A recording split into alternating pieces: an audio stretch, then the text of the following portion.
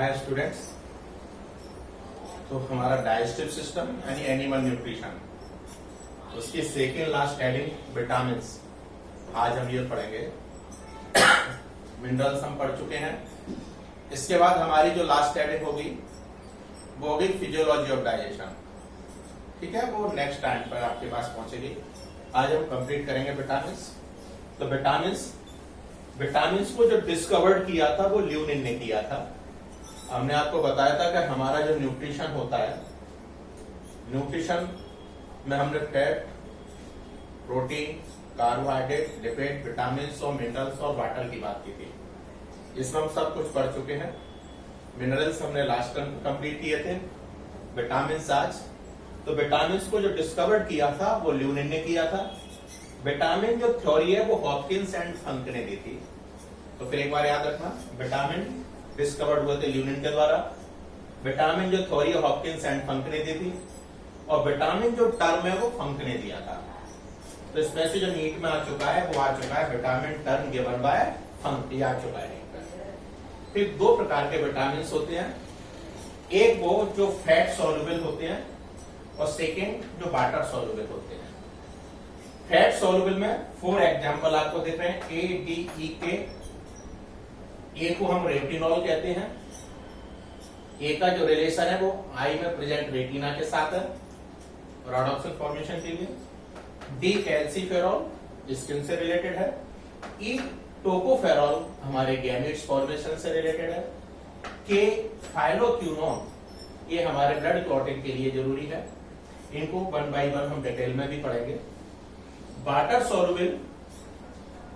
Soluble में एक तो बी कॉम्प्लेक्स होता है और एक सी होता है। विटामिन सी को हम एस्कॉर्बिक एसिड कहते हैं, जो हमारी बॉडी में फाइबर फॉर्मेशन के लिए जरूरी होता है और ब्लड कैपिलरीज को स्ट्रॉन्ग करता है।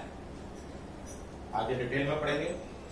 बी कॉम्प्लेक्स में आप देखेंगे B1 जिसको थायमीन बोल रहे हैं, B2 riboflavin, B3 niacin, B5 pantothenic acid, B6 pyridoxine, B7 biotin, B10 folic acid, B12 साइनोकोबालामीन, जो आरबीसी के फॉर्मेशन और मैच्योरेशन से रिलेटेड है, बहुत इंपॉर्टेंट है।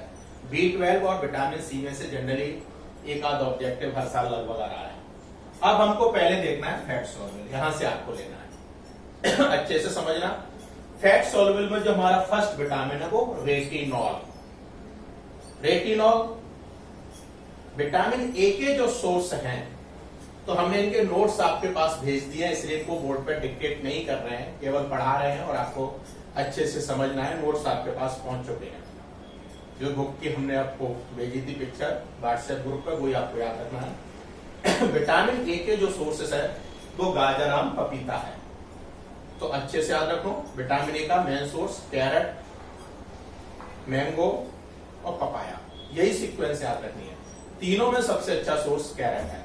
तो गाजर, आम, पपीता, ये हमारे विटामिन ए का सोर्सेस हैं। इनसे हमें कैरेट, मैंगो, पपाया से बीटा कैरोटीन मिलता है। क्या मिलता है? Beta carotene. तो गाजर, आम एंड पपाया यानी पपीता, इनसे मिलता है हमको बीटा कैरोटीन। बीटा कैरोटीन मिलता है। और ये बीटा कैरोटीन को विटामिन ए रोडोप्सिन में कन्वर्ट कर देता है। रोडोप्सिन का फॉर्मेशन तब ज्यादा होता है जब लाइट डिम होती है और हमको यह दिखाने के लिए रिस्पॉन्सिबल रहता है, इमेज के लिए जरूरी रहता है। यदि विटामिन ए की कमी हो गई तो हमारा बीटा कैरोटीन रोडोप्सिन में कन्वर्ट नहीं होगा और उस टाइम डिम लाइट में इमेज नहीं बनेगी। और डिम लाइट में इमेज नहीं बनेगी यानी नाइट में दिखाई नहीं देगा, और नाइट में दिखाई नहीं देगा तो एक डिसीज होगी जिसको बोलेंगे नाइट ब्लाइंडनेस। तो अच्छे से याद रखना, विटामिन ए का सबसे अच्छा source carrot, mango, papaya. Carrot, mango, papaya से बीटा कैरोटीन मिला। बीटा कैरोटीन को विटामिन ए ने रोडोप्सिन में कन्वर्ट किया। रोडोप्सिन हमारी इमेज के लिए जरूरी होता है। यदि उसकी डेफिशिएंसी होगी तो डिम लाइट में दिखाई नहीं देगा, उसको हम बोलेंगे नाइट ब्लाइंडनेस।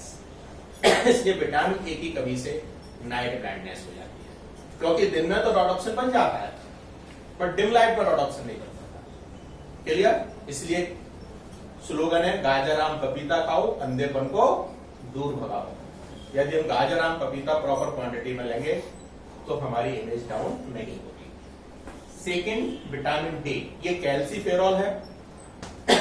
इसका जो सोर्स होता है milk, egg, meat, green vegetables. तो विटामिन डी जो कैल्सीफेरॉल है, ये हमारी स्किन में और बोन्स में को स्ट्रॉन्ग करता है। सनलाइट में विटामिन डी हमारी स्किन में सिंथेसाइज हो जाता है, इसलिए आपने देखा होगा जो छोटे बच्चे रहते हैं उनको ऑयल मसाज करके अपन धूप में लिटाते हैं, जिससे उनमें विटामिन डी बनता है और उनकी बोन्स स्ट्रॉन्ग होती है। यदि विटामिन डी की कमी होगी तो बोन्स में फ्रेजिलिटी आ जाएगी और एक डिसीज हो जाएगी रिकेट्स। तो विटामिन डी की कमी से जो डिसीज होगी वो रिकेट्स होगी।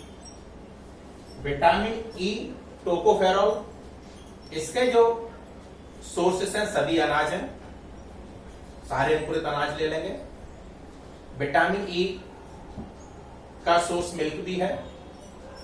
विटामिन ई को हम ब्यूटी विटामिन भी कहते हैं। विटामिन ई हमारी बॉडी में गैमेट्स फॉर्मेशन के लिए जरूरी है।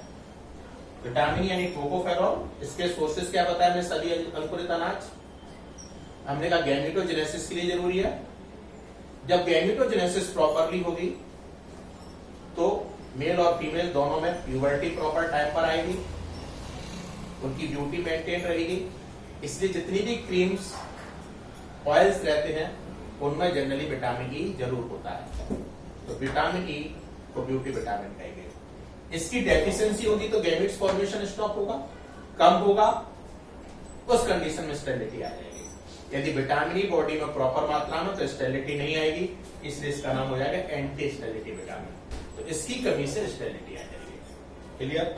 विटामिन के, विटामिन के जो सोर्सेस हैं सभी ग्रीन लीफी वेजिटेबल्स हैं और ये इसका डायरेक्ट हमारी बॉडी में कोई रोल नहीं है फाइलोक्विनोन का।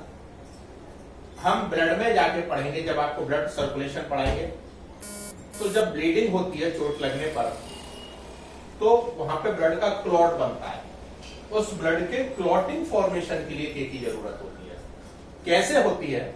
क्लॉटिंग में टोटल 13 फैक्टर हैं, बट उसमें से पार्टिसिपेट 12 करते हैं, वहां पढ़ेंगे डिटेल में हम। इसमें जो सीक्वेंस का सेकेंड नंबर पर जो आता है कोएगुलेटर फैक्टर प्रोथ्रोम्बिन, तो प्रोथ्रोम्बिन के फॉर्मेशन के लिए विटामिन के लगता है।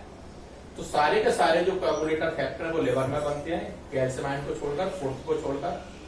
ब्लड की बात है तो वहां पर जो सेकेंड है प्रोथ्रोम्बिन, उसके फॉर्मेशन के लिए फाइलोक्विनोन की जरूरत होती है। तो विटामिन के की यदि डेफिशिएंसी होगी तो ब्लड का क्लॉट स्लो बनेगा और बहुत ब्लड लॉस होने से हमारी बॉडी में ब्लड की कमी हो जाएगी। Thank you. तो अभी हम आपको फर्स्ट जो भेज रहे हैं पिक्चर वो फैट सॉल्युबल विटामिन की भेज रहे हैं। सेकंड इसके बाद आपके पास पहुंचेगी वाटर सॉल्युबल विटामिन की। Thank you.